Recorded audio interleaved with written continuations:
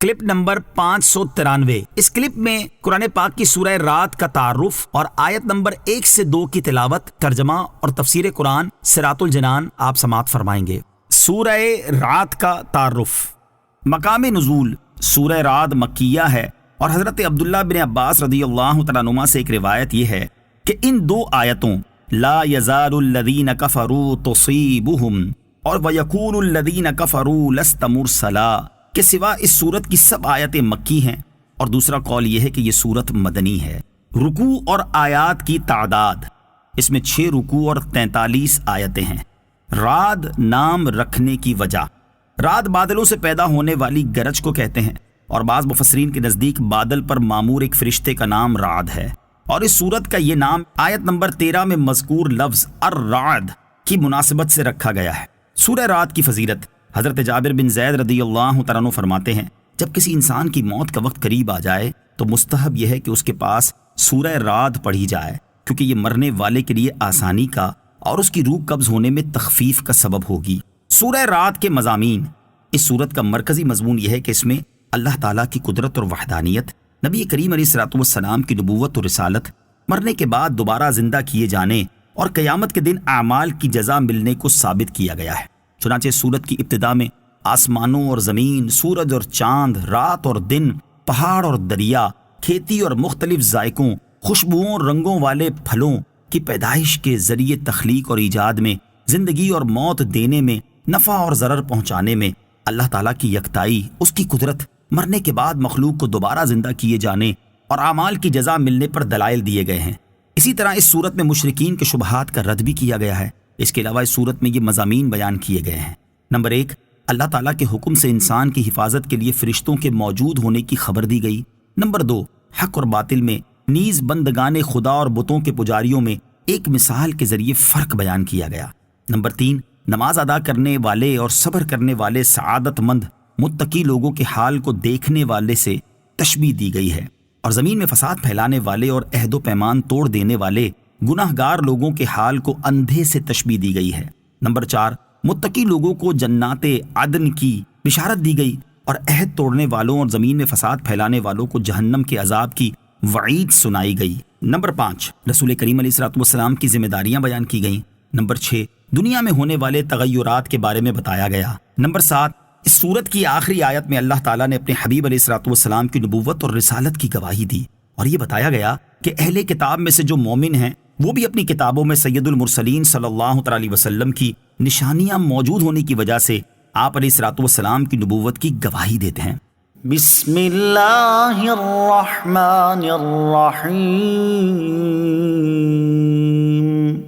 اللہ کے نام سے شروع جو نہایت مہربان رحمت والا ہے۔ الف لام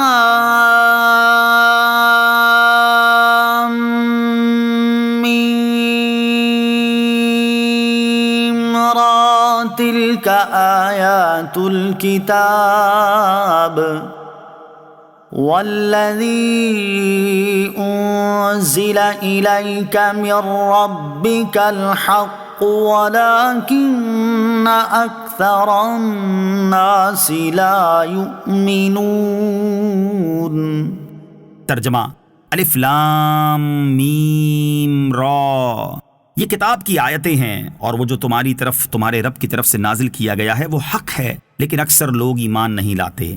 الف لام میم را، یہ حروف مقطعات میں سے ایک حرف ہے، اس کی مراد اللہ تعالیٰ ہی بہتر جانتا ہے۔ والذی انزل الیک، اور وہ جو تمہاری طرف نازل کیا گیا۔ مشرکین مکہ کہتے تھے کہ یہ کلام محمد مصطفیٰ صلی اللہ تعالیٰ علیہ وسلم کا ہے اور انہوں نے خود بنایا ہے۔ اس آیت میں ان کا رد کرتے ہوئے اللہ تعالیٰ نے ارشاد فرمایا کہ یہ قرآن جو رسول اللہ صلی اللہ تعالیٰ علیہ وآلہ وسلم پر ان کے رب عز و جل کی طرف سے نازل کیا گیا حق ہے، اس میں شک کی کوئی گنجائش نہیں، لیکن اکثر اہل مکہ اس بات پر ایمان نہیں لاتے کہ قرآن اللہ تعالیٰ کی طرف سے ہے۔ اللہ الذی رفع السماوات بغیر عمد ترونها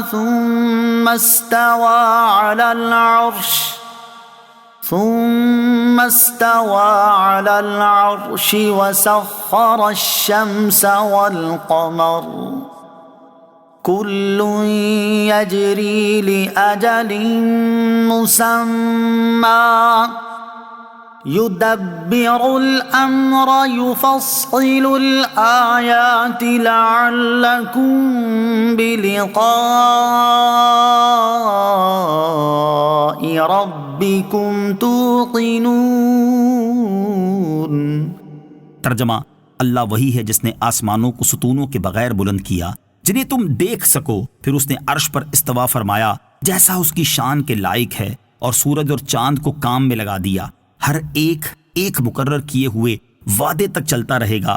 اللہ کام کی تدبیر فرماتا ہے، تفصیل سے نشانیاں بیان کرتا ہے تاکہ تم اپنے رب کی ملاقات کا یقین کر لو۔ اللہ الذی رفع السماوات، اللہ وہی ہے جس نے آسمانوں کو بلند کیا۔ اس آیت میں اللہ تعالیٰ نے اپنی ربوبیت کے دلائل اور اپنی قدرت کے عجائب بیان فرمائے جو کہ اللہ تعالیٰ کی وحدانیت پر دلالت کرتے ہیں۔ ثم استوى علی العرش، پھر اس نے عرش پر استوا فرمایا۔ اللہ تعالیٰ کے اپنی شان کے مطابق عرش پر استوا فرمانے کی تفصیل سورہ اعراف کی آیت نمبر 54 کی تفسیر میں گزر چکی ہے۔ وَسَخَّرَ الشَّمْسَ وَالْقَمَرَ، اور سورج اور چاند کو کام میں لگا دیا، یعنی اپنے بندوں کے منافع اور ان کی ضروریات کو پورا کرنے کے لیے سورج اور چاند کو کام پر لگا دیا، اور وہ حکم کے مطابق گردش میں ہیں۔ سورج اور چاند میں سے ہر ایک مقرر کیے ہوئے وعدے، یعنی دنیا کے فنا ہونے تک چلتا رہے گا۔ حضرت عبداللہ ابن عباس رضی اللہ تعالیٰ عنہما نے فرمایا کہ اجل مسمى سے سورج اور چاند کے درجات اور منازل مراد ہیں، یعنی وہ اپنے منازل اور درجات میں ایک حد تک گردش کرتے ہیں اور اس سے تجاوز نہیں کر سکتے۔ اس کی تحقیق یہ ہے کہ اللہ تعالیٰ نے سورج اور چاند میں سے ہر ایک کے لیے حرکت میں تیزی اور آہستگی کی ایک مخصوص مقدار کے ساتھ خاص جہت کی طرف خاص گردش مقرر فرمائی ہے۔ یدبر الامر، اللہ کام کی تدبیر فرماتا ہے۔